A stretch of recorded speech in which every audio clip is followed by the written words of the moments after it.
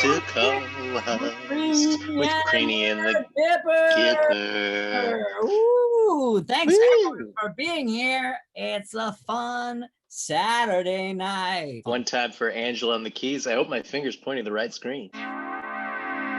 The keyboard fresh off the Princess Bride cliff scene. Is there a keyboard in the Princess Bride cliff scene? I don't remember that. Oh yeah, can you give us a little climb music? Oh. I thought you were Exactly. I thought you were saying that one of the characters was playing keyboard. Well, Andre the Giant really shreds on a guitar. He was specially made for him because usually you're too small. It's the piano from the Tom Hanks movie Big, and he just plays it regular. I actually bought one key. It's just one of the black keys from that piano. Here it is. It's just, there it is. It's just one of Andre the Giant's keys from Princess Bride. Bobby Crean, how are you? I'm doing well. How are you, Gary? Pretty good. Having a crazy weekend. I don't know about you. Politics has got me going. There's some stuff going on. It's Lots of stuff. It's so crazy just like to watch the news now. And the president has a press conference and he comes out and he says, we're facing a lot of challenges. We're going to have to all come together. It's going to be very difficult. And then he leaves.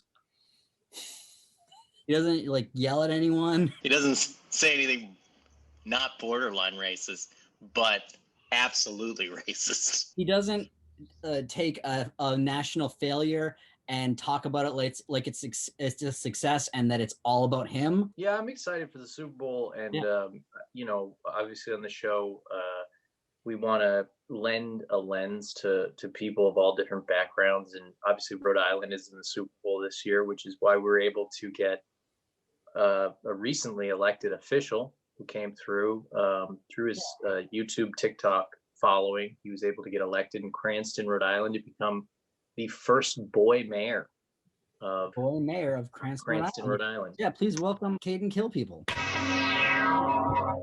Hi, hello, thank you. Hi. Thank you so much for having me. Thanks for being here. No, of course, it's a pleasure to be on the show. Like you said, I'm the boy mayor. I just got elected in Cranston, Rhode Island. And I'm just really happy to serve the people. And I think it's really important, that there are different places to go to access the people, like the show that you're doing. Because I think, I don't know, I think I'm like one of the politicians that thinks people are important. That's great. That's great. Yeah. What do you think was the reason that people voted for you over your opponent? Well, I wasn't originally running, but my dad, I had been good all week. So my dad, he promised to take me to see Yu-Gi-Oh. So I'm sorry, to take you to see what? To see Yu-Gi-Oh. Is there a Yu-Gi-Oh movie out or is it? Yeah. Oh, okay. Yeah. But in Cranston, Rhode Island only. Yeah. I know most movie theaters around here are closed, but I imagine in Cranston they're probably not. They don't have the right. Yeah. So I make sure that they're open now. But when we were originally going, and there was it was a day when the people were voting. Okay. Like an election day, you might say. An election. Yeah. And so there was a big line of people, and it was so funny because they were all wearing masks. And I pointed them to my dad. I said, "These people, why the heck are they wearing all these masks?" And my dad said, "Because the mayor told them they have to." And I said, "That's stupid. If I was the mayor, I wouldn't make anyone wear a mask." And then someone in line said, "Well, you got my vote." And then everyone in line was voting for me, and now I'm the mayor. Oh wow! So it was a real grassroots sort of campaign then. Yeah. So everyone wrote you in the day of the election. Yeah, there was one guy who he seemed a little flustered, and he was looking through this big book of rules, and he said there's no rule against it. Huh. So sort of like Air Bud style. There's no rule in Cranston Island against a boy being elected mayor, even though it's on the ballot. Yeah, I'm not allowed to watch the Air Bud movies yet because those are PG, so I can only watch G right now. But I did have a sleepover with my friend Ashton, and he what was the name again? Ashton? Ashton. Ashton. Okay. Yeah, and he has the whole freaking box set. I'm not even kidding. And I had to call my parents and ask if it was okay. But they said it was okay. So I only saw the couple of ones at the sleepover. So I kind of know what you're talking about when you say it's like an Airbud rule, but like I don't I honesty is very important in my campaign, so I can't really say like, you know, I've seen all of them. So did you see movies from the original Airbud franchise or from the later Air Buddies franchise? Oh, I also wanted to show you I got a Swamp Thing too. Oh, cool. That's really when I got elected.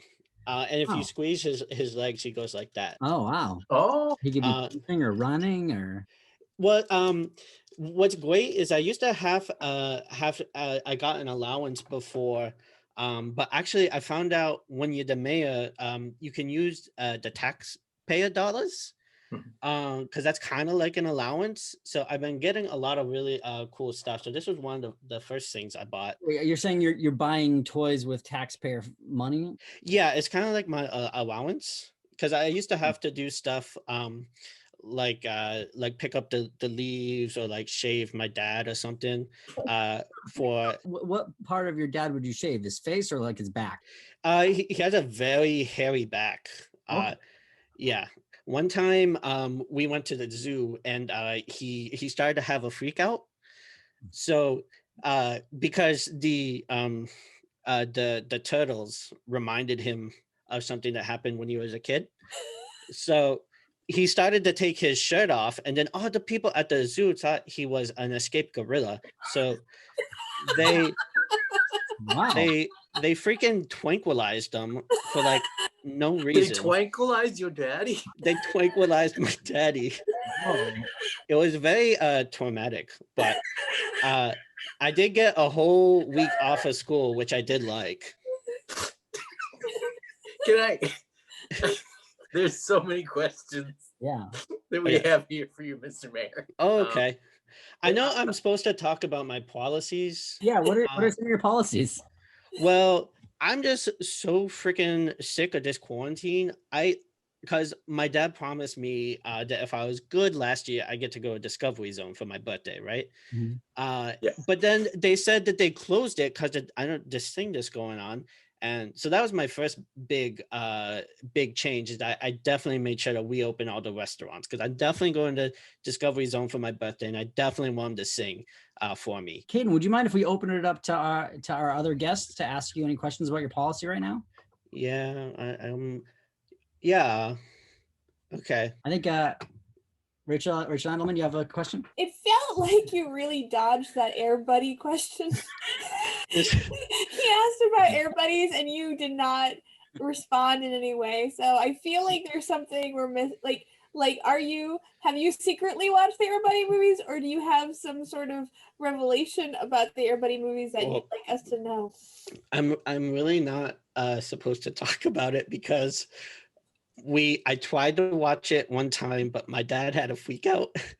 So we're not allowed to watch it at my house. So I don't want to really talk about it or bring it up that much, because I kind of want my dad to stay with us for much as he can. And the more freakouts he has, the more scandalous it becomes for us. So I just don't like to talk. Airbud is fine usually. It's just the Air Buddies represents a traumatic incident because they from his childhood. It is awful. Yeah, because growing up, my dad, a dog actually talked to him for a while, where he thought this dog was talking to him, and it made him do some bad things. What? So, yeah, I think it was like in the 70s or 80s in New York. A dog was talking. Is your dad's my dad David by any chance? That's his old name. I think he changed it when we moved to Cranston. Okay. Well, but I'm his son though. Okay. You're the son of David. His name's Sam now. Oh, okay. So now you're the son of Sam. Yeah. Now I'm the son of Sam. But he didn't. Yeah, I'm not supposed to talk about it, but he wanted to kind of get away from that stuff, so he changed his name to Sam Kill People, and we moved to Queenston, Rhode Island. Okay. Well, Yeah. Do you feel like by loosening the COVID restrictions, which may end up, increasing the casualty rates in your state or your city rather, do you feel like you're taking in your dad's footsteps? Yeah, definitely. I mean, without a doubt, a lot of the stuff I usually have to get an okay from him, because even though I'm the boy mayor, I'm still considered a minor. So a lot of stuff I actually confer with him, and I also made him the secretary of the cabinet. So a lot of stuff has to get approved by him. So we're definitely making sure to do everything we can to. I forget if it was save people or not, but we're definitely trying to do as much as we can. okay. And I'm gonna have a big party, and I'm gonna invite everyone. You're all invited. So one of your policies is that people shouldn't have to wear masks. What are some of your other policies? I don't really like regular cars. I like fire trucks. So I do think most people should drive fire trucks.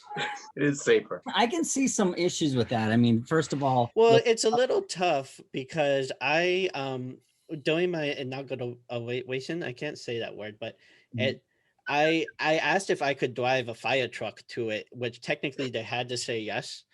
So I was driving this fire truck, and it was really hard because they make the gas really high so I could reach it, but the brake is really low. So I accidentally ended up driving into the ICP wing of the hospital. The insane clown posse wing of the hospital. Yeah. So did all the insane clowns get let free? Yeah, it was a big disaster, but luckily a lot of men with sunglasses and suits came, and they gave everyone around a lot of money, so no one's been talking about it. I have a very specific question. Okay. As of February 6, 2021, the current U.S. death toll for COVID-19 victims is between 455,321. In the upcoming months, it's predicted to be the darkest winter in American history, surpassing the number of Americans that died during the Civil War. In what way would you see the vaccines contributing or not contributing to your next dad's freak out? Well, we haven't really learned about the Civil War yet in school, so I don't really know too much about that. But what I can say is that I think it's fun when you get sick. What are some fun things about being sick? You get to stay home. Everyone brings you ice cream, and they play Yu-Gi-Oh all day on the TV. And my dog got lost, but then my dad found him again. That may not have been related to you being sick, though, unless it was one of those COVID sniffing dogs they have now, which is possible. Yeah, it's possible. Circle back on the zoo incident, which is fascinating to me. You said that your father was mistaken for a gorilla because of his excessive back hair. Yes. How in that, do you recall how exactly he was able to prove his humanity to the zookeeper and sundry? Well, yeah, it took a lot of convincing. So they actually had to bring in the world's #1 therapist, Dr. Phil? Yes. they had to bring in Dr. Phil because at first they just thought he was a crazy gorilla that thought he was a human. So they had to bring in Dr. Phil to determine if he was a gorilla that thought he was a man or a man that thought he was a gorilla. And luckily, Dr. Phil had been in the same situation before. So he was able to give everyone a lot of money, and they let my dad go. Oh, okay. And then when they let my dad go, he leaned over and whispered in my dad's ear, and he said, you know, someday that kid's gonna be mayor. Wow. Yeah. You just, I mean, that's some foresight. It just shows why he's the world's #1 therapist. Yeah, I think he's the world #1 therapist for sure. I think it's like him, and then the therapist at my school is good too. Caden, thank you so much for being here. If you could just say one more thing to your constituents to let them know that you've got this situation of being kid mayor, boy mayor, under control. Could you just give us some parting words? Oh yeah, just everyone relax. Don't worry. Just be cool. I'm gonna get rid of all the bullies. I've been watching a lot of internet videos. My dad introduced me to this guy named Q, who's and so we've been listening to them a lot. So just don't worry, everyone. And thanks for having me, Uncle Gary. And I just wanted to let you know I'm not related to you in any way. I just want to let you know I'm gonna do everything I can to get those people pardoned. And so who are these people that you're getting pardoned? There was some people that were canceled that Uncle Gary asked me if I could get them pardoned. Who are these people? I don't remember the names. I got a list somewhere. When you say they were canceled, do you mean they were? Are they in prison, or were they just made fun of on the internet? Some of them are in prison. Some of them are dead. You want a pardon from death? Yeah. All I can say is we're working on it. What do you do to pardon someone from death? You have a seance and then you... Well, my friend Q has been he's been introducing me to a lot of occult fiction. So we've been trying to look through that to see possible ways of reanimating the dead. Because I think you that are from Rhode Island. I mean, that is the land of the of occult fiction. Yeah. And I think maybe people wouldn't worry so much about the COVID-19 if they knew that we can just bring them back from the dead. So that's kind of the angle we're going for. But aren't you concerned that if you do bring people back from the dead, they will be somehow changed and different? Do you believe that it might be true that sometimes dead is better? Oh, definitely. The few people we've managed to bring back so far definitely have not been the same. They kind of have been freaking out. But that's why we have a few kinks that we still need to work out. For instance, your dad, was he... I believe that I'm assuming your father's David Berkowitz. I believe he has passed away. So you brought him back to life. Yeah, my mother brought him back from the dead to conceive a child with him, and then he died a couple more times, including one time at the zoo. So his freakouts are deaths. Oh yeah, so he got his Harambe treatment at the zoo then. Yeah. It wasn't necessarily a tranquilizer. Yeah, that's correct. But his usually his freakouts do result in him dying. Well, there's so much that we've learned from it's a Caden kill people. Thanks everyone so much, and I got a bucket of hands I'll play with. Okay, keep it going for The bucket of hands. The boy here, Cranston, Rhode Island. Before we bring our next guest up, Rob, we do have a live viewer that won our contest. Yes. The co-host to co-host contest, Nathaniel Gundy. If you would turn your video or audio on just so we can see you and award you. Welcome. Thanks for being here. Thanks. Hey, Nathaniel, good to meet you. Good to be met. You guys are heroes, so yeah. You're a longtime fan of co-host to co-host. Could you? I think we'd all love to hear some of your favorite moments from co-host to co-host history. Oh yeah. I think when Jenny Zagrino asked you to do an outline after waiting 2 hours to talk on your show, I thought that was really good television. Hey, that whole this show's supposed to be an hour thing. This was the North Pole. Christmas would be late. It was a great. I mean, not since Gore Vidal and William F. Buckley did I see an exchange like that. It was contentious. Yeah, no, it was really rough. The election night episode, really great, really great. You know, the race is coming to a point where the people need to decide whether they're going to accept this or if they're going to raid Foot Locker. That's how I got through election night. A lot of miles out of that. Yeah, no, a lot of. We still don't know who won the election. That's the No, thing. no, I'm not satisfied. Oh, and of course, the one back at your high school. Man, Framrock High. can you believe it's been 8 years since we graduated high school? I can absolutely believe that it's been 8 years that I graduated high school. Wow. Hard to believe. The two of us. Remember when we were back here in high school together? All the fun we had? All the hijinks. It's so sad. Hey, what the hell's going on over here now? I felt the portrayal of your friend, was it Rusty? Hey, Rusty. Oh, dude, it is so good to see you guys. The guy who always wants to be part of your circle but can never quite fit in. We appreciate you being the only contest entrant, as well as, attending tonight. So Rob and I put all the show money that we have made on Venmo at Gipper.25. We put it back into the show to thank the fan, which is why we were able to get you this dollar store "You're the Best" balloon. Okay. Cool. That's cool. It's not a big deal. Just a little token of appreciation. I appreciate that. So, if you want to just, hit up the Venmo before you leave tonight, anything. We could see about, we'll split the shipping with you on the balloon. Oh no, don't even.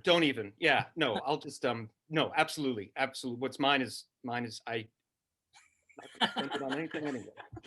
So yeah. Cool. Number one fan, we'll check in with you. Yeah. Nathaniel Gunn. We got a lot of show. Too You want much. to take this intro away? I don't know who's next, so why don't you take it away? I think I will. You love intros. You love doing the intros. I would never take that away from you. You can't take that away from me. Will you comb your hair? All right, that's a bad song to reference, I guess. I do the way not. you sip your tea. This is how I sip my tea. The way you make me feel. You can't take that away from me. She just recently did some stuff with the BBC. Please welcome Rachel Jane Andleman.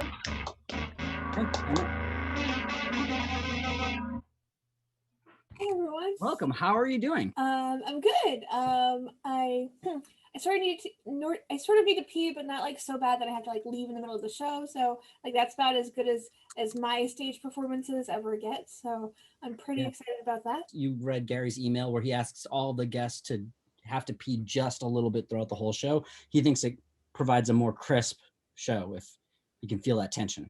Oh, absolutely. I totally see the difference between his show and shows where people have peed beforehand. Mm-hmm. It's really remarkable, the difference. Otherwise, I'm just toddling along. I'm a producer on a Twitch channel called 2MB Studios. We have shows every day of the week. It's like 3 or 4 shows every day. So that keeps me pretty busy. And otherwise, outside of that, I really like listening to audiobooks and playing Tetris online. So that's kind of what my days are like. I'm a big Tetris fan, though. This was a big thing for me. Was I had a Tetris app on my phone, and then they stopped updating it, which is crushing. I thought there must be another Tetris game, and so then I downloaded a game that was just called Block Game Puzzle, and I did not like it. But I played it for months because I couldn't get my Tetris. And then finally there's a new version of Tetris, which I downloaded and played for a little while, and I don't like the new Tetris. And so I downloaded a different game that is also called Block Game Puzzle. And now I've been playing that a lot, and it's okay. It's not as good as the old Tetris game, but it's fine. It's funny that in a game that's about blocks, you would find yourself in such an endless loop. It's like I keep waiting for a long piece to come down. It's very circular for the games you're playing, your cycle. At this point, the macro game is just trying to find time wasting game on my phone that I actually like. It is funny too, the thing that they can fuck up Tetris, because you're like, how complicated is it? And then you're like, oh no, the blocks, they you can like move them too much after they've fallen on the floor. It's like, that's not what I want. You get like incredibly pretentious about your Tetris game. And I don't think I'm that picky about it, because I've had probably 5 versions of Tetris on my phone, and I liked all but 2 of them. Mm-hmm. The ones I liked are no longer available. No, I see what you mean. Probably the biggest problem facing America today. Yes. Keeping Rob busy, getting Rob's back to work. You're producer on these Twitch shows. Rob and I, obviously, we want to step up our game on this show. We've been slamming our dicks in a wall for a year. And now, first of all, don't do that. We're Don't thinking do that. about- That's rule number 1. We should say that's on our OnlyFans page. Yeah, we're not on. We actually are no dozens longer on OnlyFans because it turns out our nipples are too big. So now we're on Baloney Fans. we are also on Lonely Fans, which is where guys that look like us follow guys that look like themselves. We were thinking getting into the Twitch game, and Rob and I might have, maybe if we were to repurpose some of this show, like maybe we do a Twitch style like interview, sort of video game-esque. Maybe you could give us some pointers. Just kind of think it out loud here. Give us, what way to go, because it's a different medium for us. Have you guys used Twitch before? We did. No, I don't like it. Yeah, we don't like it. You don't like it? Yeah, we don't like it. One thing is to watch Twitch shows and like find the ones you like, because then you'll be inspired to do your own Twitch content. Because if you hate Twitch, it's hard to get excited about it. And then there's different services that make your show look a little bit better. Like you could use StreamYard instead of Zoom, or Streamlabs or OBS. Those are all options for presenting the screen to the audience. You have cats on your show, which is already good. So you want to port that over to your Twitch show, having animals appear suddenly, briefly, or for long periods. Everyone loves that shit. What if there was someone whose father had back hair that was voluminous enough that it made them appear like an animal? I think that would also be useful. Rachel, should we do cat, right? That wasn't just interviews like this? Is the interview better if I'm doing this and going, yeah, and there's a cape? And you just go through the cape? Gary's obviously making fun of the fact that Twitch is obviously a game-focused platform, and we are actually observing how interesting it is to be a comedy channel on Twitch. For example, it's very hard to tag your shows because the tags are all preset. So you have to choose among the tags they already have for your show. And we can't help but notice that there are tags like simulator and first person, but there's no comedy tag. There's no tag for comedy. For our show, because of the way Gary looks, we use the Dr. Robotnik tag, which has been helpful. Because Rob is here, we do the David Lynch Masterclass tag. We get a lot of folks coming through on that. Which is just one of my favorite video games, is the David Lynch Masterclass. We have Revive Mark Twain. Yep, those are all great video games. Rob, were you sad when Hal Holbrook died, or did you feel like that was your opportunity to get into the game? I'm finally. I thought I was gonna have to wait for Hal Holbrook to die, then I was gonna have to wait for Val Kilmer to die, but it was swapped. Val Kilmer died, then Hal Holbrook. Now I'm the new Twain. I think Val Kilmer is alive. Yeah, he died. What? Didn't he? No. No. I'm looking it up. Rob's gonna get real mad if he's alive, because that means he didn't go to his birthday because he didn't like him.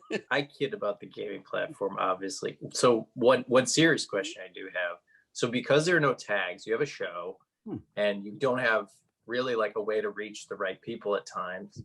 So the wrong people may show up looking for something else.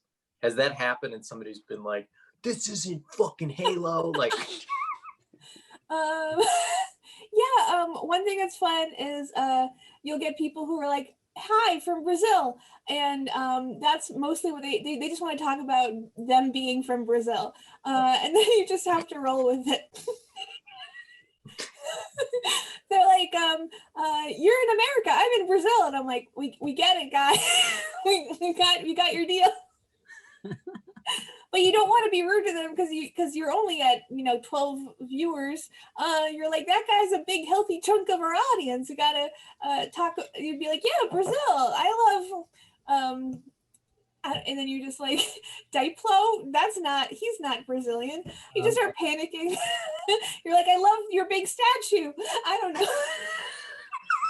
I loved the movie City of God. It's probably not a good thing to bring up. I'm sure you'll get a good leader of your country soon. If not today, then in the future. You run out of.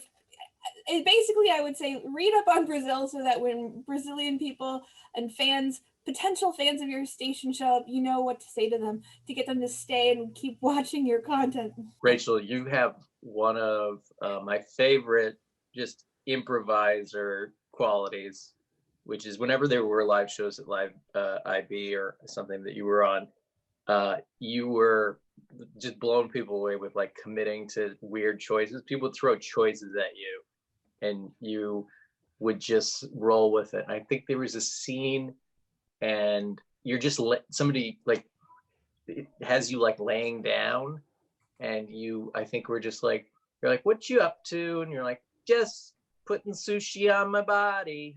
And it just made me leave the room in tears because it's so ridiculous.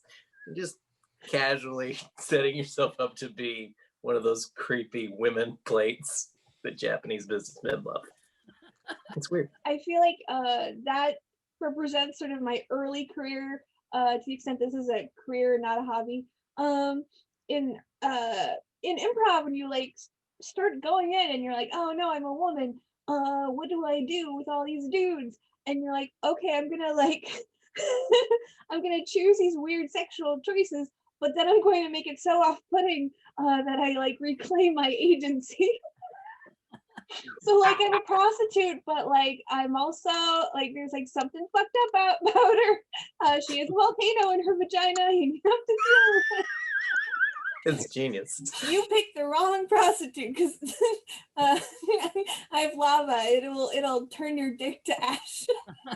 I have my tits out, but they started the Holocaust. I've heard a lot of women who do improv talk about like guys kind of like putting them in awkward positions that they're forced to react to. Has that happened to you much? Yeah, dudes will like endow you. That's like the improv word for like making you into a thing, and they'll be kind of like shitty to you on stage, like in a way that you can tell that they're not really listening. It was funny. It was like I remember when I started, this guy was being a dick, so I, as a character, just decided to leave the stage in the middle of the scene. And then this other guy, like, Twitter DM'd me and was like, hey, I didn't think that was very professional, you leaving the middle of the scene like that. And I was like, it was an open improv jam. Who the fuck are you? What's going on? That's so funny. Where am I? So you're some guys like shitting you on stage, and then you like react to it in what you assume to be a reasonable manner, and then like a second dude is like critical of you like reacting to the first dude, and then you're just like, are they all friends? This is some weird like like rom-com kind of conspiracy. I don't know. Well, Gary just wanted to take a moment to explain to you why you were wrong in that situation. Gary? That is not See what I just endowed Gary with right there? Yeah, it was really good. It was a good improv move. Real Crean over there. Real Crean. Rachel, this is called Fuck, Gary, Kill, where you pick one person you like to fuck on the show, one person you want to Gary, which means damn to misfortune, and then one person you want to kill. Yeah, this is what I'm talking about. Like when a guy will do something awkward. Yeah.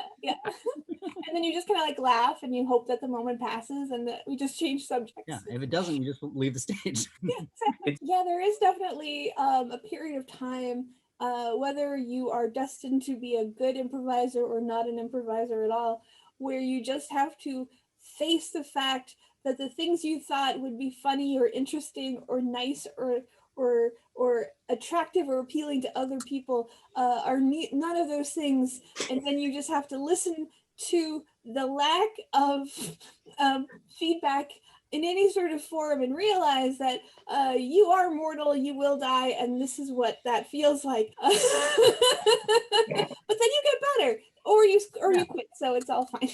Rachel Jane Andleman's masterclass for improv, available now on Twitch. Rob, can I tell you one of your favorite bits of mine? I would love that. Unfortunately, I didn't get to see the original run of like the Back to the Future improv show. I think you were in, where you played Marty. Yes. But I did see the kerfuffle bit where it was like who played the doc? Dennis. Dennis.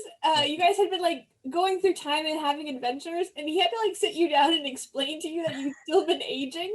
If you were to show up at high school, they would call the police. Are you familiar with the term statutory? And then you were actually like an old man and you couldn't go back to high school. Doc, what happened to my face, my beautiful face? You got old, Marty.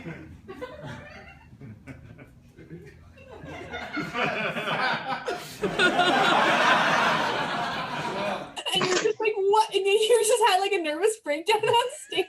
This is your fault, Doc. You know, every time we get done with one of these adventures, you drop me off, and then 2 minutes later you show up and say we have to go on another adventure. I'm sorry. I realize how much you sacrificed, but I was all in the name of science. Science? Doc. No. You stole my childhood. Why couldn't you just... Why couldn't you just let me be a kid? It'll be great. It sounds great, Doc. It sounds great.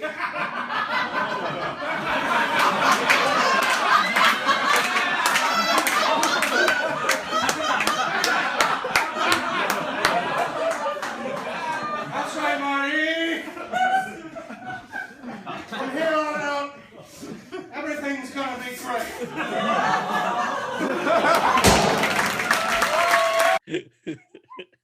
Couldn't you just let me be a kid? That's work. As an improviser, I'm not a very good improviser, but I did this Back to the Future show where I was Marty McFly, who is a character who just is terrible. It's terrible improv because every time anyone would offer anything, I would just go, wait a minute, and then I would misunderstand it. So every time anyone makes any offer, I say, rather than saying yes and, I say wait, but. Improvising. Wait a minute, you're telling me. Can you do me a favor? Could you say, wait a minute, are you telling me that shrimp fried these noodles, but in the Marty McFly voice? Wait a minute, Doc, you're telling me that shrimp fried these noodles? Wait a minute, Doc. You're telling me that in the future, the Chinese have their own style of food? God damn it, there's no way you're this dumb. It's so stupid.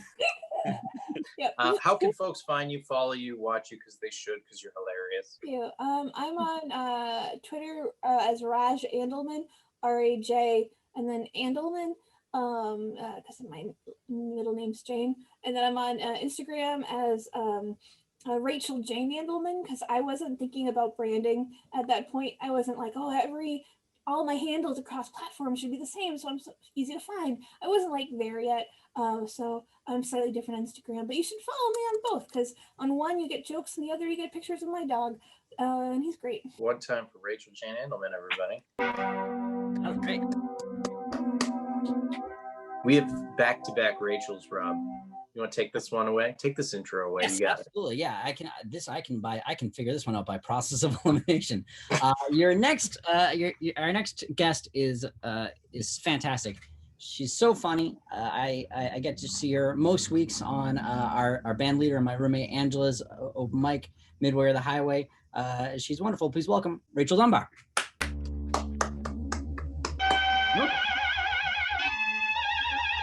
I love that, Angela. Thank you. You're like a song and dance comedian to me, because you sing in the act.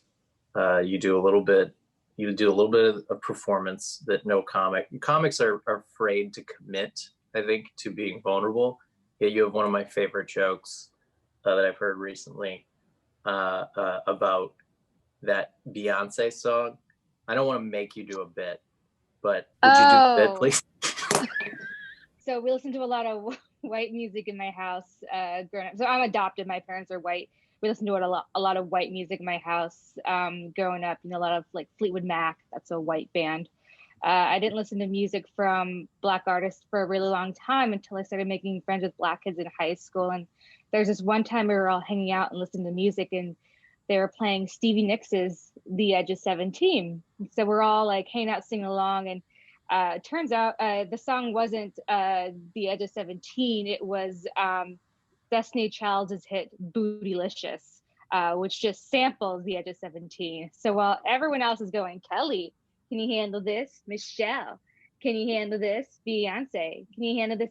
I'm going, just like the low window, sing the song, sounds like she's singing. You did it. You really rolled with the punches on that. I can't sing. Rob has tried to edit it together. Never knew my mother sounds from another. Several times. Yeah. I always misheard the lyrics to that song, and I thought it was like a one-winged dove, which is tragic. But it's just, but it's like a white-winged dove, which is just. Well, you're better than me. I thought it was like One Wing Girl for a really long time until Really? Yeah, because the first time I used to do the bit, I would say like, One Wing Girl or whatever, and then after the show, someone came up to, they're like, I love that bit you do, the white winged dove, and I was like, wait, what?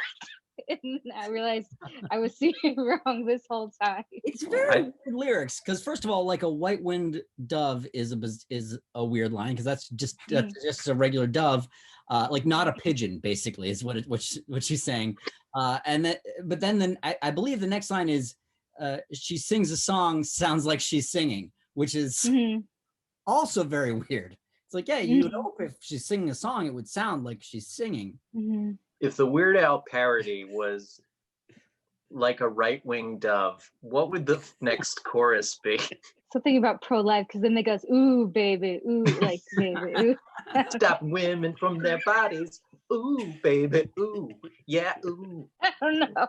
That's pretty good. It's the best I could come up with. Have you mixed up other song lyrics in the past? Oh, that stupid Taylor Swift song where you know the one, like all of them. The one where she's talking about you know, got a long list of ex-lovers. And I thought she was talking about Starbucks. I thought she was saying something about Starbucks lovers or something like that. And my mom was like, no, you idiot, it's star-crossed lovers. I'm like, Mom, Taylor Swift is not sophisticated enough to do a Shakespeare reference in her songs. A Starbucks lover. I feel like Starbucks is a place where a lot of like online dates happen. I can confirm that. Bagel sticks. It's just coffee. Wasn't that a site for a while? Coffee meets bagel. There was one called Coffee Meets Butthole, which was very, very confusing because you show up, you expect Coffee Meets Bagel type people, but somebody butt chugs an Americano. It makes a lot of sense too, because famously, Gary, you do refer to your butthole as a big old bagel boss. Can I ask you a question? When you said when Coffee Meets Butthole, Shawn Carter just like very emphatically shook his head, which made me feel like he had a bad experience on it. Like, have a bad experience. Like, don't remind me of that. You don't. Yeah. The thing about coffee you got to remember is it is hot. It's served hot. Coffee Meets Butthole, not so good. Shawn's a clean comedian, so he's not going to like the dirty talk on this show. I would never say what Gary said. I might go as far as b-hole, but that's it. Lord's opening. Rachel. B-hole. Rachel, do you do the online dating? Do you do that stuff? You mess around with that? No, not really. I like to swipe Tinder. I love the swipe. But I don't really do any of the online dating stuff. I just got way too many racist messages in the past. I was like, I already live in Boston. I don't need to like invite it into my phone, you know. Do you want to share any of those, or you don't have to if you don't want to, obviously? Yeah, what did Rob say to you? Hey! Well, there's that one time, Rob, you were like, I want to slap your chocolate booty. Someone say that? Yes. Oh. Oh man, That I have seems presumptuous. It's also mixing metaphors. Like you'd unwrap a chocolate booty. You wouldn't slap. Why would you slap a chocolate booty? It's like, first of all, it's racist, and then it's also, just poorly written. So it's so rare that you get a racist comment where you're like, that is racist, that is sexist, but from a prose standpoint, it is well done. It's rare that ever happens. So it's so crazy how I guess like the thing is that like guys that say stuff like that, they're not like, they don't think that's gonna work in the sense that it's gonna make you be interested. It just works in the sense that allows them to have a small amount of power over a woman for a short amount of time, and then they feel they get something out of that, which is weird, I guess. So just thought I'd bring that up.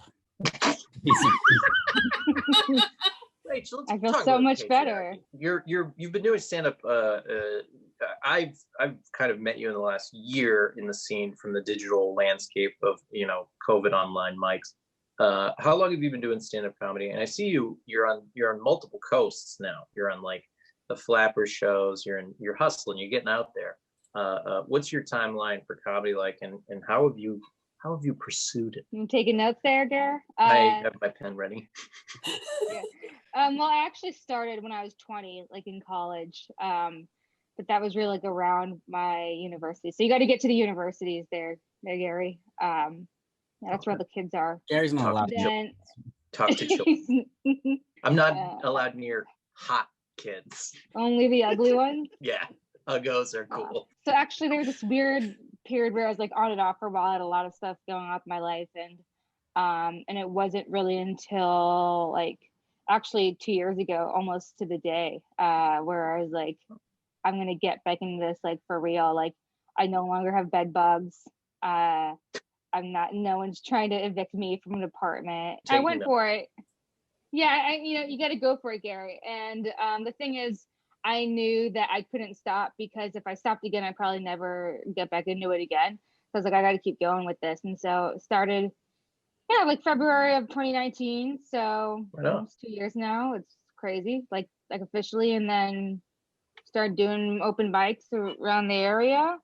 Actually, I think Midway in person was the first mic that I had done in a really long time, Angela, actually. And then I got booked on my first show, May of later that year, and just kept going. And I told myself during the pandemic, I was like, I can't stop doing this, because if I stop, I'm just never gonna pick it up again.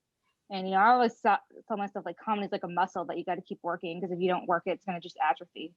And so I've just been doing it.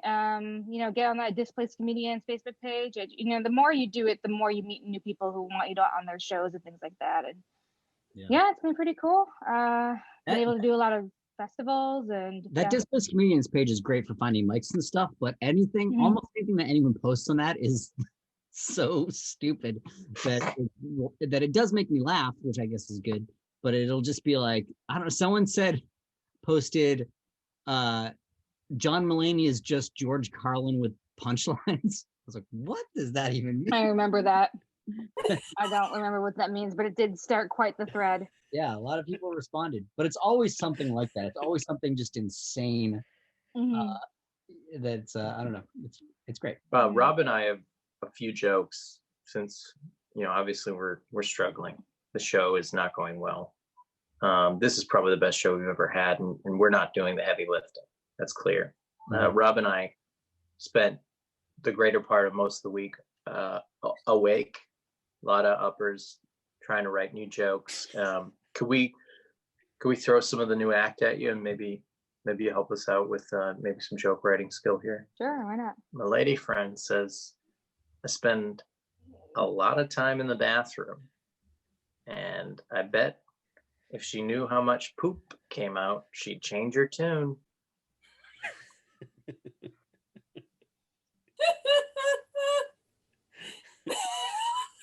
Is that it? Yeah. Do you think I should have an act out? An act out of you shitting? Or Like what? Rob, give her one of your jokes that you've punched up. If we can agree that lobsters are basically cockroaches of the sea, shouldn't we also agree that dolphins are just ocean raccoons? Interesting. Well, I think you got a nice opener there. Posing a question is always an effective rhetoric tool. I am curious to know more about how dolphins are like the raccoons of the sea. Because when I think of a raccoon, I think of something that's, wrestling around in a garbage can. I'm trying to think of a dolphin doing the same thing too. So I would expand on that, Rob. I would expand on how dolphins are. If you hear rustling in your garbage, there's a good chance that it's going to be a raccoon. But if you hear rustling in your garbage and also you hear, then it could be a dolphin. That's true. Or a small dog. Yeah, I was gonna say, Like animal your noises. dog. Yeah, it's using echolocation. Would a joke, like a popular culture joke, like a modern TV reference work? And Rob's joke or your joke? This new joke I wrote. Okay. You guys ever be with somebody that's really into the show Martin? The first time she takes her pants off, just say, "Damn, Gina."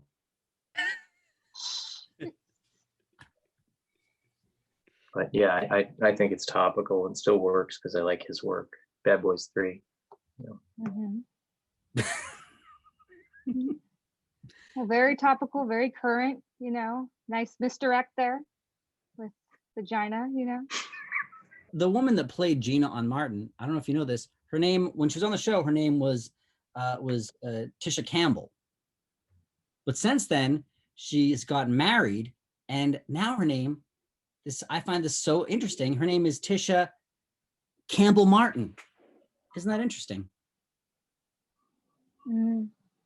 Her last name is now the same as the TV show that she's famous for. Who did she marry? Someone whose last name is Martin. Martin Lawrence? Hey, that's actually the first name. I thought he was Korean. Oh, right. Yes. So the surname goes first. That could be. What we need is for Martin Lawrence to marry someone named Campbell, and then it's like they would be married, but they just married two other people. Marries Luther Campbell. He's definitely dead, right? Val Kilmer is alive, but I'm pretty sure that Luther Campbell is dead. Rachel Dunbar is hilarious. Find her work, follow her stuff. What do you got coming up? What's going on with you? How can folks find you? I'm doing a show at Boston University. Could I open for you? Maybe try out some of these jokes. Maybe I don't even need a lot of money. I think the college kids would just love the Martin and the shitting. They'll love all of Gary's great topical TV references. His bosom buddy joke, his family ties. Laverne and Shirley, yeah. Laverne and Shirley. I was trying to watch the Beverly Hillbillies the other day, and I couldn't get my TV off the chair that I tied to the top of my car. Ladies and gentlemen, Rachel Dunbar. Nice. The band leader, Angela Sawyer. Perfect. I think that's all the time we have. What? The internet only has so much space. That was wonderful. What a great way to end the show. Thank you so much for being here. Keep it going for all of our wonderful guests. Keep it going for Gary, and we'll see you soon. Thank you so much. Bye, Get out and vote.